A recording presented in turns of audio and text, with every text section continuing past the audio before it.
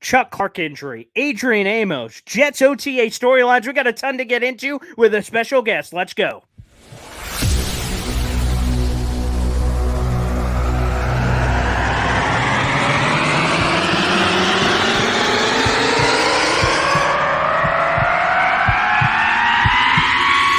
Zoinks!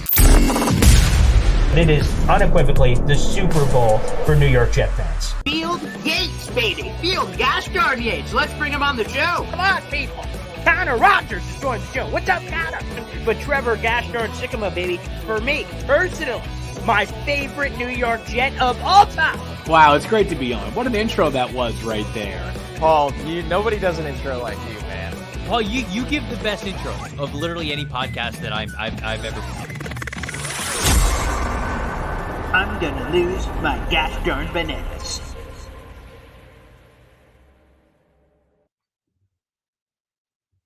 You damn right we are. Hey, everybody, my name is Paul Esden Jr., a.k.a. Boy Green. I'm the New York Jets digital reporter for Heavy.com. Make sure you guys like the video, hit subscribe down below for more fantastic New York Jets content. We got a special guest. Let's bring him in. You already know who he is. His name is Jets Central Baby, the greatest YouTube New York Jets content creator of all time.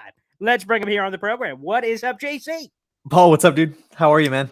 Yeah, I'm doing How's awesome. the knee, by the way? Well, I will say the knee is a long and arduous process, but hey, we're chipping away at it every day. And speaking of chipping away, the Jet Central merch, you're everywhere. You're this Empire King. You're putting out content. You're like, hey, pick up one of my hoodies, my T-shirts, hats. God knows what else you got going on there. I see you, man. I see you.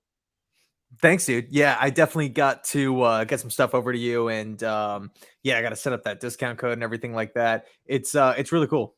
Well, okay. Well, make sure you let people know by the end of this thing where they can pick up their own merch from you, because, of course, everyone wants to support the Jet Central Army. But let's dive right into it. And it's a little bit of a weird thing here because I get to have Zach Rosenblatt on the show yesterday. It was a pre-scheduled thing. We were going to talk for a while, and it just worked out that the Adrian Amos news happened right before we were having him on. He was cool jumping on. We talked about the Adrian Amos thing. So I'll ask you about that in a nutshell, but it's hard just to talk about that knowing what we found out a handful of hours later after that interview, that Chuck Clark reportedly suffered a very serious knee injury. So we'll start with the Chuck Clark thing first and work our way back to Amos. Brutal news. A guy they traded for a bag of Doritos to get from the Baltimore Ravens was going to be a key piece to the puzzle and now could be out for the season.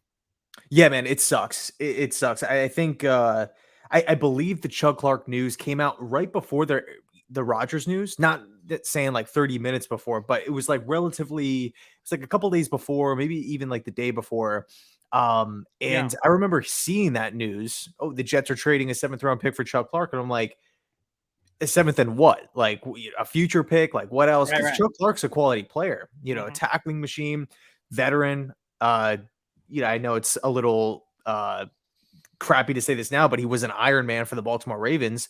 Obviously, it's not looking good for this season, but I was extremely pumped up, especially, him with Whitehead, 2 physical-minded safeties, 2 guys that can wrap up an open field, especially in Clark's case. So it's a blow. I don't want to sit here and speculate. Oh, is it a meniscus? Oh, is it an ACL? How long is he going to miss? I'm going to wait for that initial report. I know there's some belief that it is going to be an ACL, which is going to be a season ender, which again sucks. Yeah, 100%. So we do not know at this current moment as we're recording this here on the show what it is, but there is speculation. Aaron Wilson believes ACL related. There's others that have said grim. He's seeking second and third medical opinions to see if, again, it's going to be something. And hopefully it is, because Chuck Clark, again, was a player I was super excited about. The safety room did not inspire a lot of confidence outside the building, outside the fan base when people looked at the safety room, but it seemed like it was destined to be better, which brings us to the Adrian Amos thing. And we knew about the signing before the Chuck Clark news, and I thought, well, great. First off, Adrian Amos, that free safety guy that could add a little bit of that, especially early in his career. And this is a guy that can intercept the football, need some of that. And then the free safety provided a lot of opportunities in theories for the Jets to play Chuck Clark or Jordan Whitehead inside the box and also have Amos over the top. And just quite frankly, depth, if an injury were to occur, for him to be a good move. So let's just go to Amos overall. What do you make of him? He's a name, another Aaron Rodgers former teammate. There's now 6 of those guys on on the Jets 90-man roster, and he brings a little chutzpah with him. Yeah, man. When the news first broke, it was like a 1-year contract worth up to $4 million. So I'm thinking, okay, a cheap signing. Amos is he's a quality player. He's played strong safety. He's played free safety. He's a veteran. Hasn't missed a game in 5 years, which I think is important. Obviously, former Green Bay Packer, Roger teammate, so he knows him. I do think, again, when the news first broke, I was thinking to myself, like, all right, we got 3 quality safeties, 3 guys that can move around. They're not like locked into set positions. You can move these guys around the defensive backfield. They have different strengths, different weaknesses, but in the end, I felt really good about all 3 going into the season. I felt like over the last couple of weeks, I sounded like a broken record. I'm like, yeah, of course, extend Q. Of course, try to re-sign Quan Alexander. Got to restructure the Rodgers contract too. But I really wanted that third free safety, somebody who can flock sideline to sideline. I mean, if we look at all the quarterbacks with strong arms, guys that could push the ball down the field, the Josh Allens, Patrick Mahomes, Sure. all the wide receivers too, Tyreek Hill twice a year, Stephon Diggs twice, just CeeDee Lamb. Like, there's a lot of, I mean, the Jets have their work cut out for them this season. We're going up against a lot of potent offenses. We have to make sure that we're not getting burned in the back end of the defense where we just don't have the speed to cover, right, at free safety. And again, after that Amos signing, I was thinking, hey, we're in a good position. A couple hours later comes out, oh, Clark, he's serious knee injury. And on top of that, one thing that I read it and I'm thinking to myself, like, you know what, like this, it just was weird. I think it was Rosenblatt that pointed it out. It was either Rosenblatt or Connor Hughes, but they said that before the Chuck Clark injury, the Jets weren't in on Amos, and it was kind of like a last minute emergency thing. And then Amos selected the Jets over the Ravens because of the opportunity to start. So a little interesting, a little weird there, but yeah, tough blow for Chuck Clark, but I am extremely excited for Amos. Quick pivot though by JD. Yeah, 100%. Yeah, there was Rosenblatt on that nugget, and super fascinating. It also makes sense from the Amos perspective, right? He's kicking around with the Ravens, and it's kind of interesting. That's the whole reason Chuck Clark was traded from the Ravens to the Jets, was the crowded room and the safety thing. Amos, in theory, would have been also that third safety of Marcus Williams and Kyle Hamilton. He would have been in that role. He said, oh, wait, with the Jets, oh, I could start because of the unfortunate Clark news. That, okay, great, baby. Let me head over there. So I ask you this question, Jets gosh darn central. Do the Jets have the best secondary in the NFL? They already said the top 3 corners are like, hey, those corners could go up against anybody, but the safety left some questions. Now you had Amos, that guy that you said could flock sideline to sideline. Booyah! Do the Jets have the best secondary in the friggin' NFL? It's definitely up there. I think I would say it's top 3, top 5. For me, and by the way, I think Michael Carter is he's going to continue taking steps in the right direction. Oh, yeah. I know everybody talks about Sauce. Everybody talks about, Whitehead coming over from Tampa Bay, not this past or, not this cycle, but the past one. Right. DJ Reed, one of my favorite free agency signings, came in, stepped up and did a great, great job. But Michael Carter in the slot, like with the amount of times quarterbacks are throwing the ball these days, like you have to have a good cover guy in the slot. So, are the Jets the best one? I think I'm going to. I don't want to put the pressure on them and say, yeah, they're definitely number 1, but I will say they're top 3, top 5 in my opinion right now. Of course, you have to kind of see another thing too that we have to factor in. Sure. The waiver period, guys are going to be released. There's every single offseason, there's random veterans that just don't make, they get released, or guys. Teams are fielding trade calls. Like one big name that's still being talked about. Well, obviously we saw the Dalvin Cook stuff, but Hunter Renfrow, obviously wide receiver, offensive side of the football, but that's just an example of a big name that could just be on a new team, like super late, like almost right before the season starts. So you can always factor in at least a couple big name veteran guys that could be on the move. Maybe the Jets are interested in, one of those too. Look at Jet Central stirring the pot, baby. Are there some new sexy splashes that could be happening in New York Jets world? Very interesting. Let's stay in the safety room for a second. When Jordan Whitehead was initially signed, I remember all kinds of people talking about how great of a signing it was. Leger Douzable, who we've had on the show, he's great. Like he came out and said that Jordan White is one of the best tackling safeties in the NFL, and I went, wow, okay, Jets just added that. That's going to be great. But obviously, Jordan Whitehead didn't live up to the billing of Leger or what anyone said about this high level of play we're going to get, especially the tackling. That was probably one of the most frustrating parts of his game. Do you believe he's due for a bounce back? Obviously, the Jets do. They restructured his deal so they can't move on this year, or it would be, it would be almost cost prohibitive to be able to do that now with their recent restructure, which kind of locked in his spot. Do you believe there's going to be this major bounce back for Whitehead this season? Do you still have concerns? Where are you at in the Whitehead camp?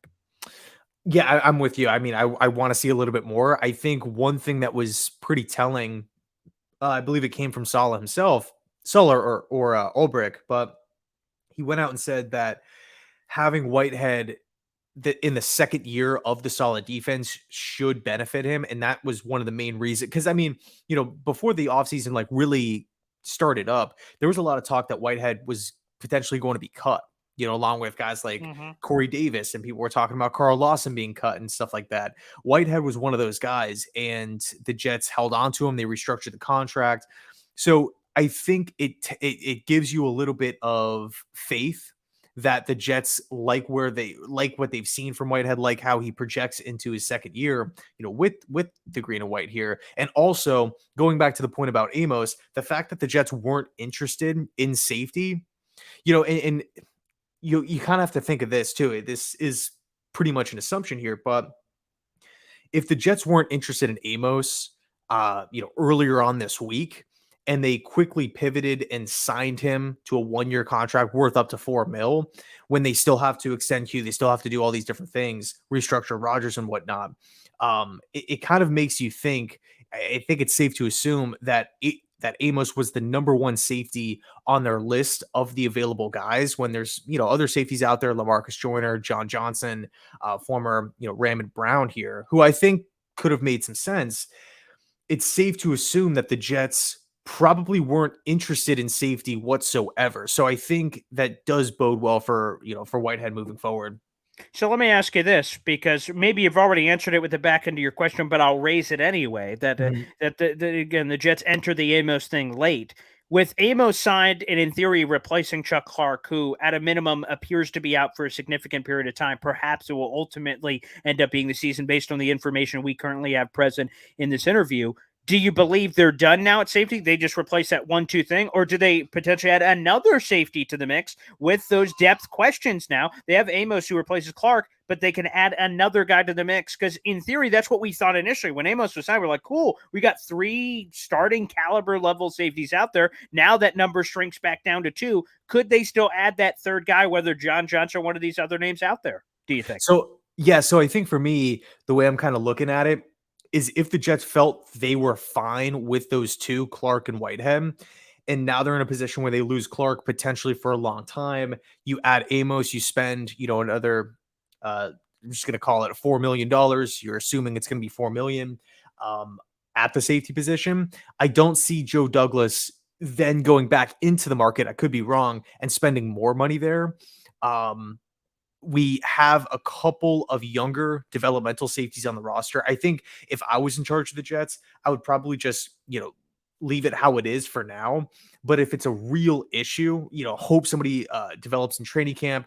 Hope you're fine with your top 2 in Whitehead and Amos here. But if it's an issue in the season, maybe look to go out and acquire a bigger name at the deadline. Once you have the Quinnen extension done with, you kind of have a good idea of where the cap sits next season as well. So, hey, if you're trading for a Kevin Byard, if you're looking at potentially adding one of these bigger name guys, it just makes a lot more sense. It's just like you could fit the puzzle piece right in, as opposed to dropping another contract on a free agent where it's just like, is this guy like second, third on our list right now of available safeties, which doesn't really, speak a lot of confidence in, how the Jets view that specific player. So that's kind of my mindset on it. What do you think about the running back room? This has been a polarizing point among Jet fans. Some people are all in, like me, on the Dalvin Cook thing. Yeah, baby, let's get more insurance for Breece Hall and another guy that could carry the load early on in the season, which in theory should preserve Breece and make him even more ready when it really matters at the end of the year. And other people have been, Paul, you are a dumb idiot and you're ugly. And we think that the running back room is phenomenal. We don't need Jack Diddley, so shut up. Where do you stand, Jet Central? Do you believe I'm just an ugly, dumb animal that has no idea what I'm talking about and I should stay in my lane? Or should the Jets be dabbling in some of those waters or bringing another running back into the room to be there to provide some insurance? Where do you stand in that debate?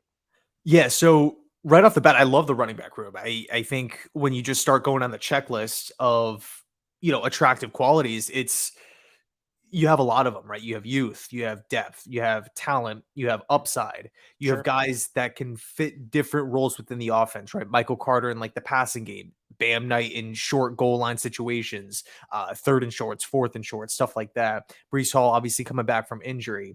They drafted Izzy A from Pitt, an explosive running back.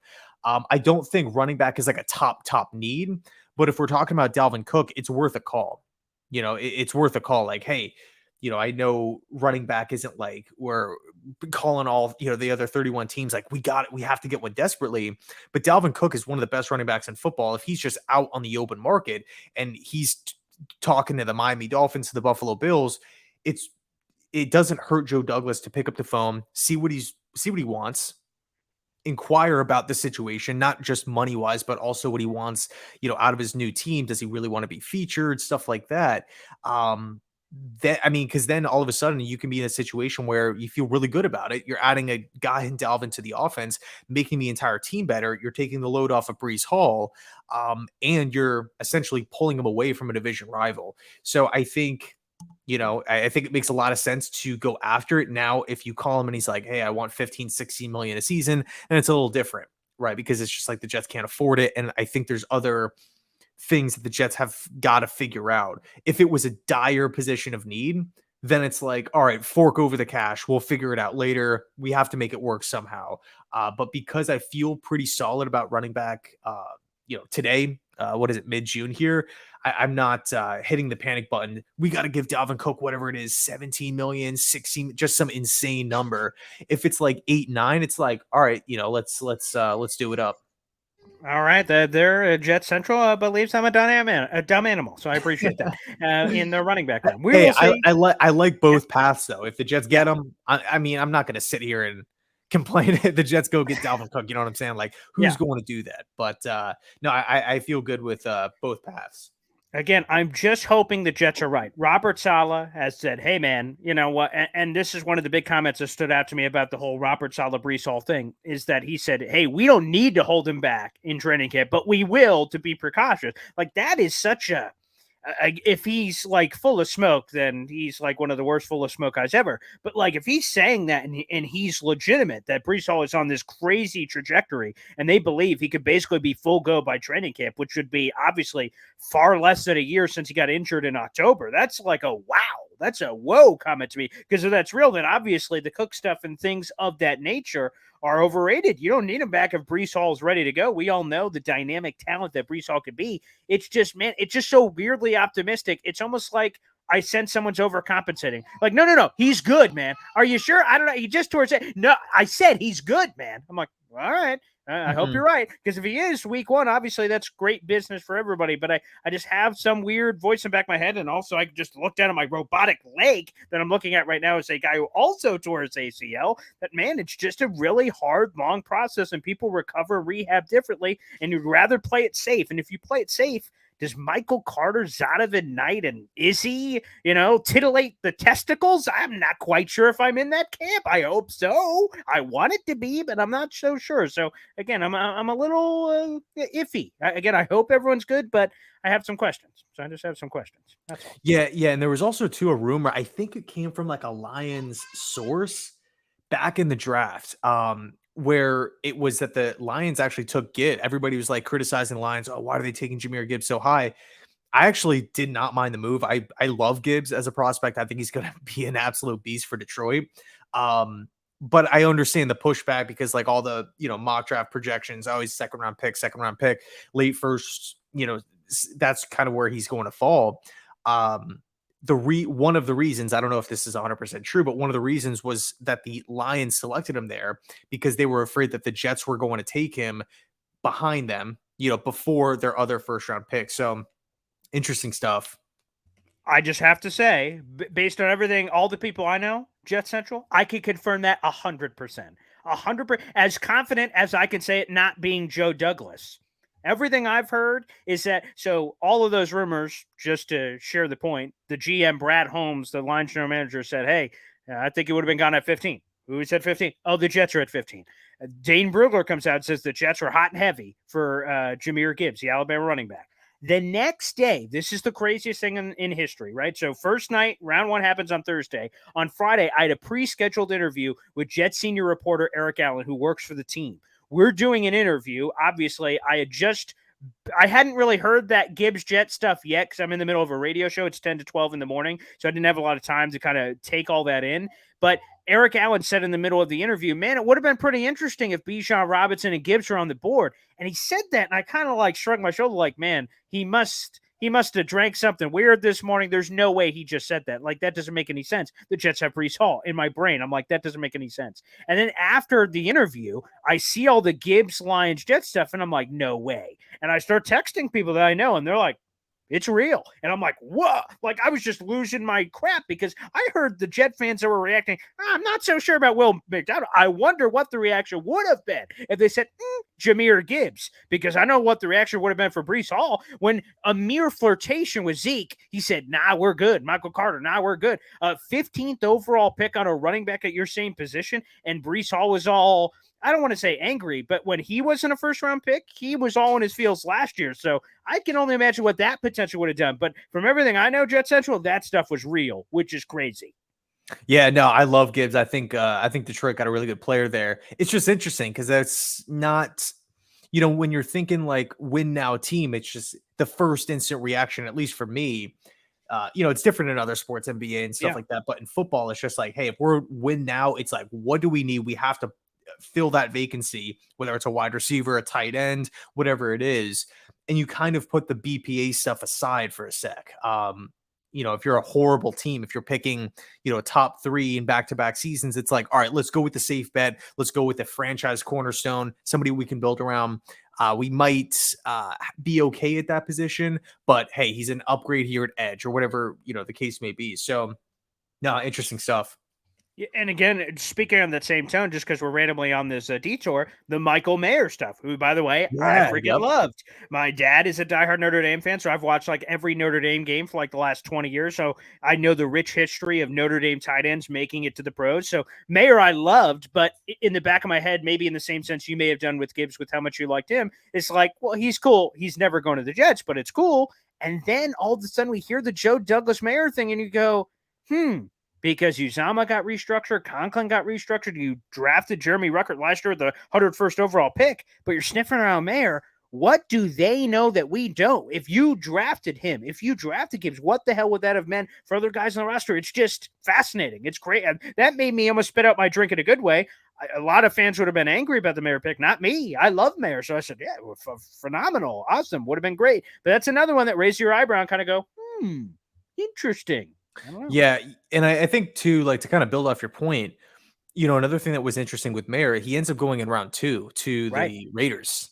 Correct. So I think that was like a lot of the pushback. It's like, the Jets are considering going Mayer if Will McDonald wasn't there, and Gibbs wasn't there, they would have went Michael Mayer. I mean, he would have fell to the I don't even know where he went. It was like late 30s, early 40s, 38, something like that. Yeah. Yeah, and I mean, from the Raiders' standpoint, like I love the pick. They went with Wilson in the first and Mayer in the second. I think 2 impact players. But yeah, it's interesting because the Jets also had the 2 veteran tight ends in Conklin and Uzama, and they also restructured both contracts. So whenever you like restructure a deal, it's not like you're not just going to go cut him because you just pushed more money into the future, and they have a young developmental guy in Rutgers. So it's like, man, Joe Douglas was ready to spend a first-round pick in a win-now season or a win-now window on another tight end. We'd be 4 deep at it with not many different escapes, like to get out of certain deals or clear money, getting rid of one guy or whatever the case is. So, yeah, crazy.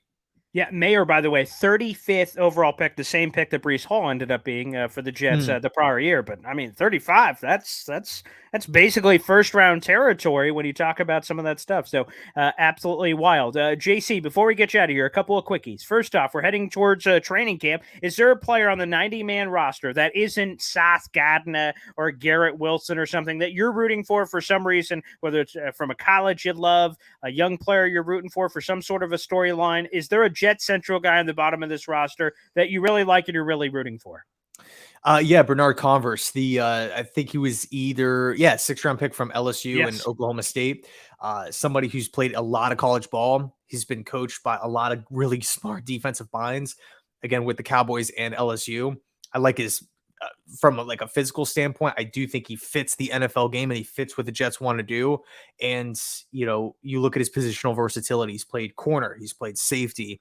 And like we were talking about before with safety, if we end up needing a center fielding kind of ball hawking free safety, he's the guy on the roster that I like for, that physical upside to be that ball hawking flock type of guy. So he's the guy that I'm rooting for. Are the Jets getting on Hard Knocks this year? Yeah, I think so. Okay. And when do you believe that ultimately comes out? When does it come out? Probably random guesswork here. I don't know, within 2 weeks, I guess. Okay, so it's okay. I'm in the same boat. I think it's happening. How, again, I don't mean to be offensive to the Bears, the Saints, and the Commanders. Let's go through them real quick. Commanders, they're in the middle of an ownership change. Why would the NFL want to highlight that? I'm sure if I'm the NFL, I'm like, behind that curtain, excellent. Any other team, like, why would I purposely highlight that? And plus, they're not that interesting. So throw them out the door. The Saints, Derek Carr.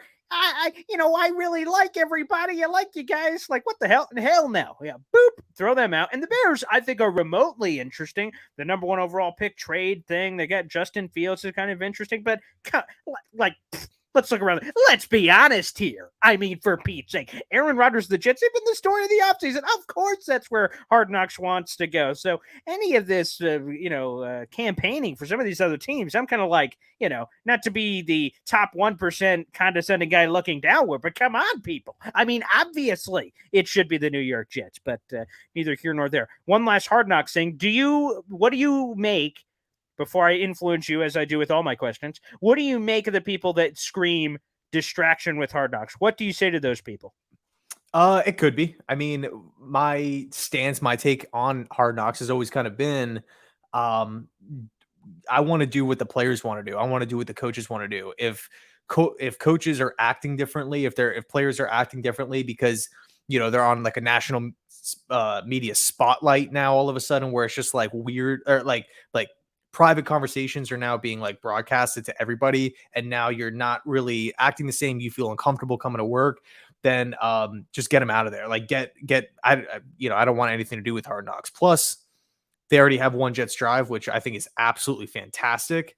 And that doesn't really strike me as something to where it makes players uncomfortable. But there's been situations with Hard Knocks in the past where it's just like, I get it for like the reality TV aspect of it. And, people really fans and whatnot really enjoy it. Which I do too. I try to watch Hard Knocks I missed it the last couple of seasons, but back with the Jets, it was super entertaining with Rex and, Danny Woodhead and that whole storyline and the Revis holdout, LT, like all these crazy things. So, again, from a fan perspective, like watching it on TV, yeah, it's going to get you hyped up. Yeah, it's going to be sweet to kind of get that behind the curtain look. But again, I only really care what the coaches, what the players feel. I don't want these guys feeling uncomfortable, at work.